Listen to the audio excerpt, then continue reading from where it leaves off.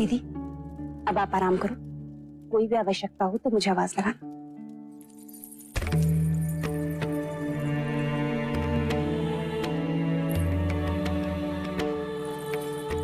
हाँ दीदी।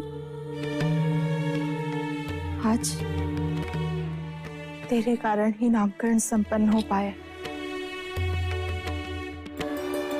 मेरी इच्छा पूरी हुई। वैसे तो इच्छाओं का अंत नहीं होता।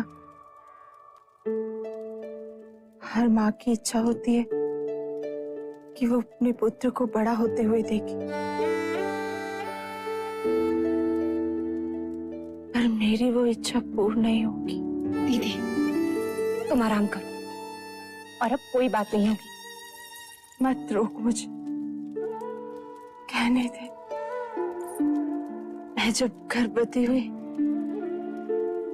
तब ब्राह्मणों ने कहा था कि ये बच्चा चक्रवर्ती राजा बनेगा, पर सिद्धार्थ को मैं उस रूप में नहीं देख सकूंगी। दीदी यदि तुम्हें यही बातें करनी है ना तो मैं चली जाती हूँ बस। उससे नहीं कहूंगी तो और किससे कहूंगी?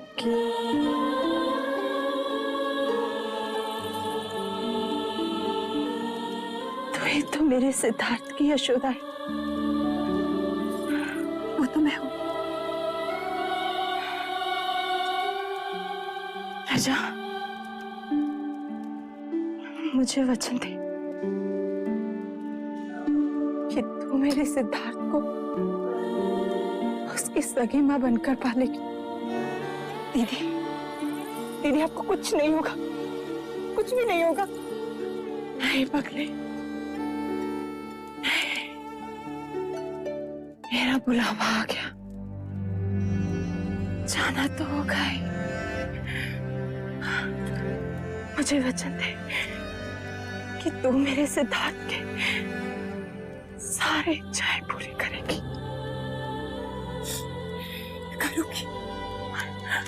महाराज का उससे भी ज्यादा ध्यान रखेगी। हाँ दीदी मैं वचन देती हूँ, मैं दोनों का ख्याल रखूंगी।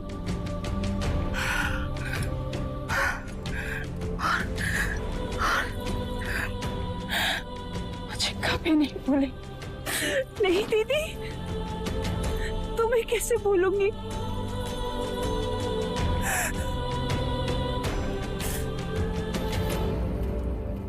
दीदी दीदी दीदी क्या हुआ? दीदी जाने का समय अंतिम बार महाराज के राजी को बुलाओ, महाराज को बुलाओ, मंगला दीदी को कहोगी। दीदी दीदी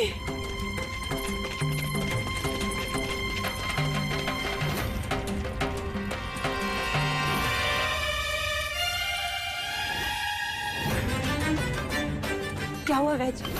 सब ठीक हो जाएगा ना? इसमें ऐसे लक्षण दिखाई देते हैं जिसे सन्निपात कहते हैं।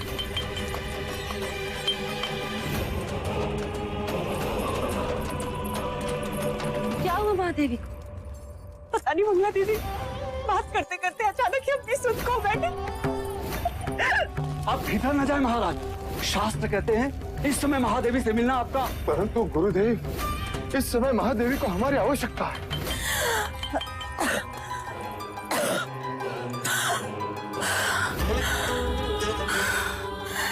महादेवी हृदय की गति हो रही है, समय बहुत कम है, शीघ्र ही महाराज को बुला लिया जाए।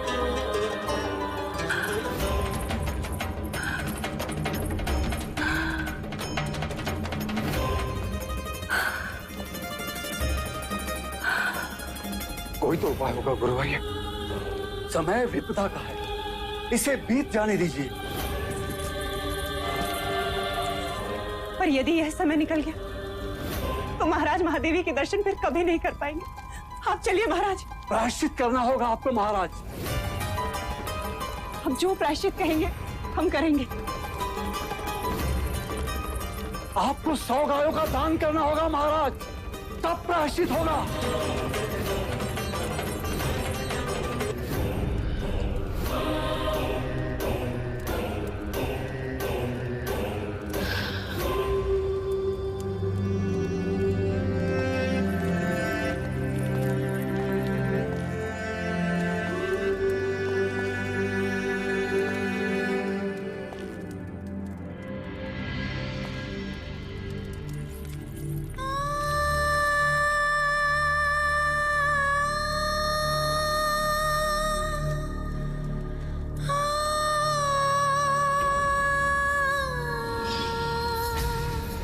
महादेवी, यदि हमें कुछ हो जाता तो? हमारे होते हुए आपको कुछ नहीं हो सकता। क्यों?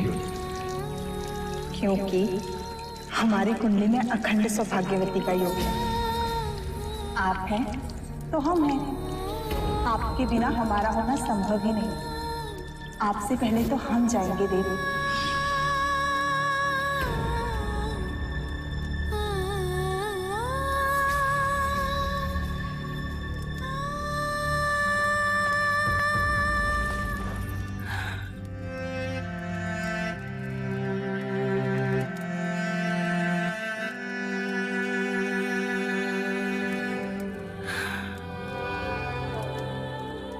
आज तक बिना मांगे ही वचन मिल गया।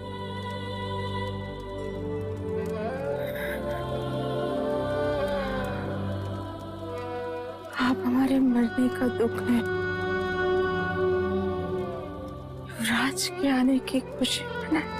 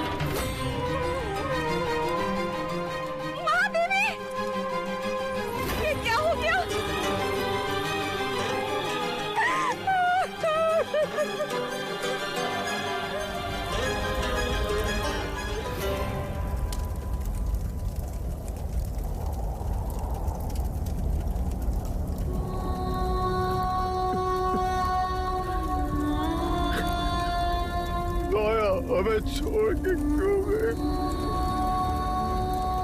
विलाप न करे राजन। 4 प्रकार की अग्नि से मनुष्य कभी बच नहीं सकता। इच्छा अग्नि, काम अग्नि, जठर अग्नि और चिताग्नि। जीवन में काम अग्नि सृष्टि का सर्जन करवाती है और चिताग्नि उसी सर्जन को भस्म करती है। परंतु महादेवी महामाया सौभाग्यवती गई है राजन। वो अपना उत्तरदायित्व पूरा करके गई है। कपिल वस्तु को उत्तराधिकारी देकर गई है राजन। गुरुवर्य, यदि पुत्र कामिष्ठी यज्ञ के दिन आपने मुझे बता दिया होता कि पुत्र जन्म के पश्चात 7 दिन के बाद माया नहीं रहेगी तो मैं पुत्र कामिष्ठी यज्ञ कभी नहीं करवाता।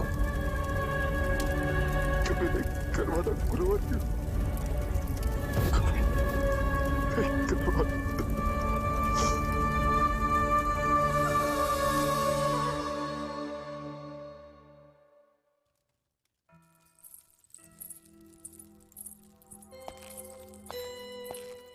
कहाँ जा रही हो मंगला? टोक दिया ना। सिद्धार्थ को महाराज से गोद लेने। क्यों? अचानक अधिकार छीनने वाले पर अधिकार जताने जा रही हो? आर्या, जब तुम सोचते हो ना, तुम्हारी आंखें छोटी हो जाती हैं। सोचते समय आंखें बड़ी करोगे तो दूर तक दिखाई देगा। अच्छा, वो कैसे? अगर सिद्धार्थ को मैं पालूंगी तो वो मेरे अधीन होगा और मैं उसका पालन ऐसे करूंगी कि वो देवदत्त के बिना एक कदम नहीं चल सकेगा।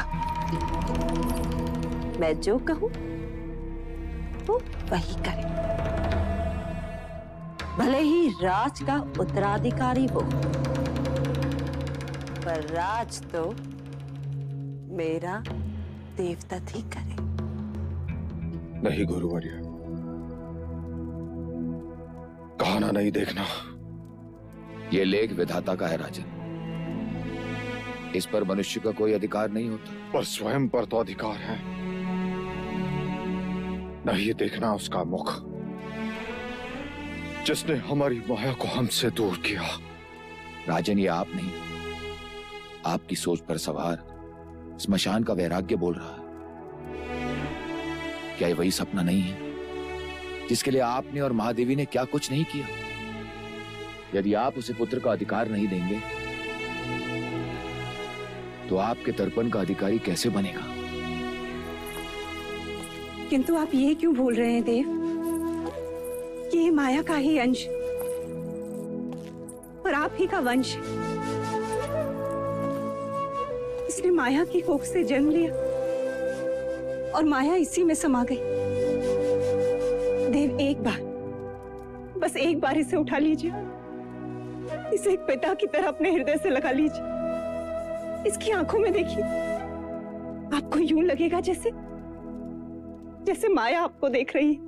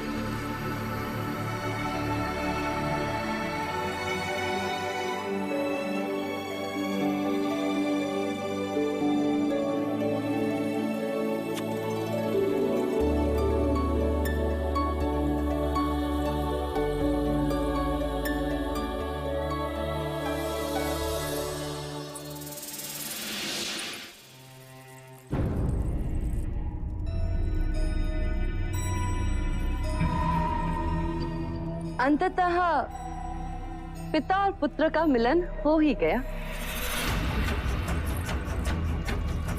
मैं तो समझती थी कि युवराज सिद्धार्थ की कुंडली में मातृवियोग के साथ साथ पितृवियोग भी लिखा है, पर अच्छा है जो मिलन हो ही। यदि महादेवी माया होती तो कितनी प्रसन्न होती ना।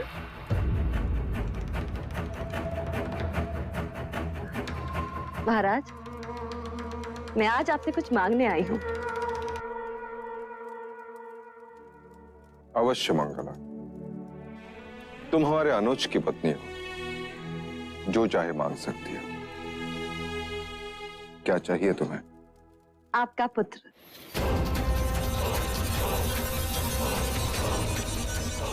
सिद्धार्थ? महाराज, मैं चाहती हूँ कि सिद्धार्थ भी देवदत्त के साथ साथ ही बड़ा, वैसा ही होगा, पर उस पर मेरा अधिकार हो। मतलब वो मेरी देखभाल में ही। सिद्धार्थ की देखभाल करने के लिए प्रजापति है। परंतु आप ही ने तो कहा था ना एक दिन, महादेवी प्रजापति मुझसे छोटी हैं, तुम उनका ध्यान रखना। तो ऐसा करते हैं कि हम सिद्धार्थ का ध्यान रख लेंगे और आप हमारा ध्यान रख लीजिए। ठीक है? हम तुम्हें सिद्धार्थ का अधिकार देते, परंतु क्या महाराज? माया की इच्छा का अनादर हम नहीं कर सकते। वो चाहती थी कि प्रजापति ही सिद्धार्थ की देखभाल करे। अब तो तुम दोनों का ध्यान रखना ही पड़ेगा। बाहर ये कोलाहल कैसा? महाराज, कपिल वस्तु के प्रजाजन आपसे और युवराज से मिलने के लिए आतुर हैं। महाराज की जय हो। महाराज, राज्यसभा के द्वार पर एक वृद्ध मुनिवर आपसे मिलने की इच्छा लेकर पधारे हैं। कौन है? मुनिवर ने अपना नाम असित मुनि बताया है। मुनिवर असित? अनुशासित मुनि पधारे। ये हमारे शाक्यों के कुलगुरु रहे, हमारे पिताश्री के गुरु, कई वर्षों से हिमालय में तप कर रहे हैं, सिद्ध पुरुष है, हठ योगी है। कहां है वो? हम स्वयं उनका स्वागत करेंगे। चलो अनुज।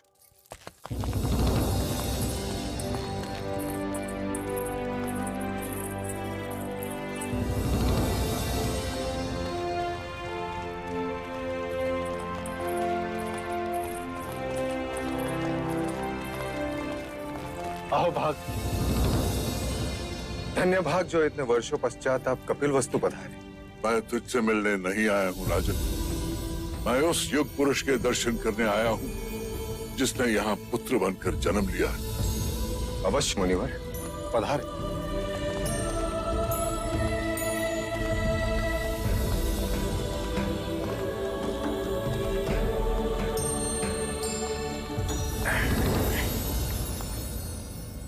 लीजिए मुनिवर, जिसकी प्रतीक्षा करते आधी आयु बीत गई, अब आया है। केवल तू ही नहीं राजन, सारा जग इसकी प्रतीक्षा कर रहा था।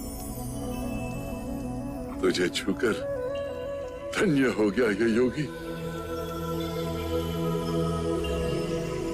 तेरे इतने वर्षों की तपस्या का वरदान है तू। तुझे जी भर के देख तो लूं।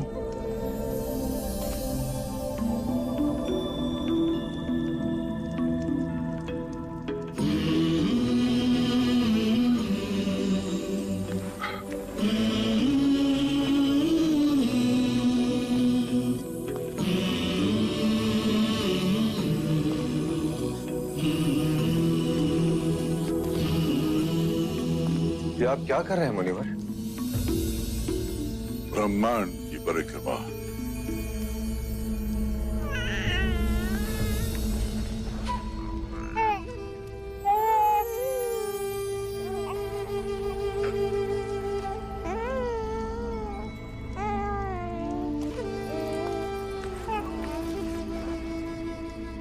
आप रो रहे हैं मुनिवर?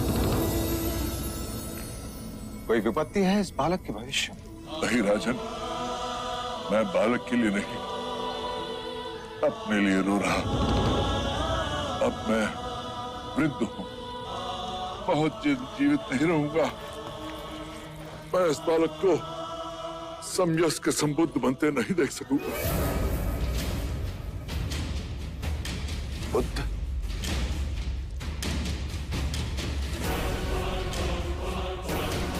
ये कोई ज्ञानी वैरागी नहीं होगा मुनिवर, ये बुद्ध नहीं योद्धा होगा, योद्धा।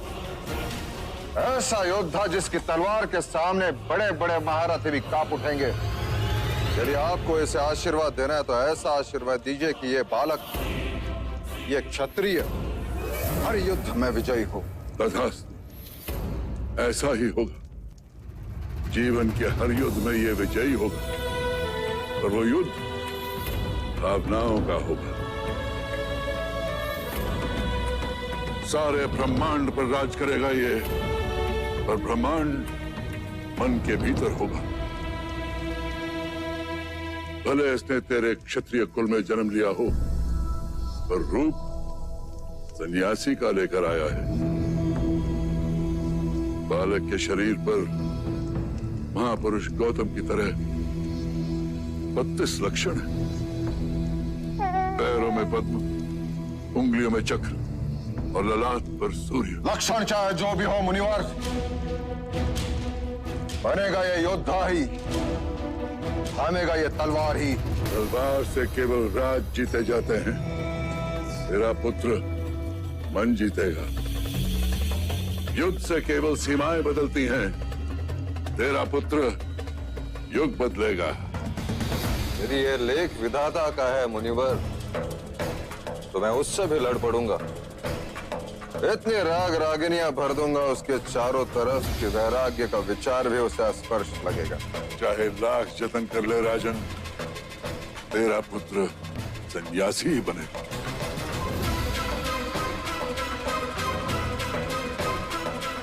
क्षमा कीजिए मुनिवर, कपिल वस्तु की प्रजा अपने भावी सम्राट को देखने के लिए आतुर है।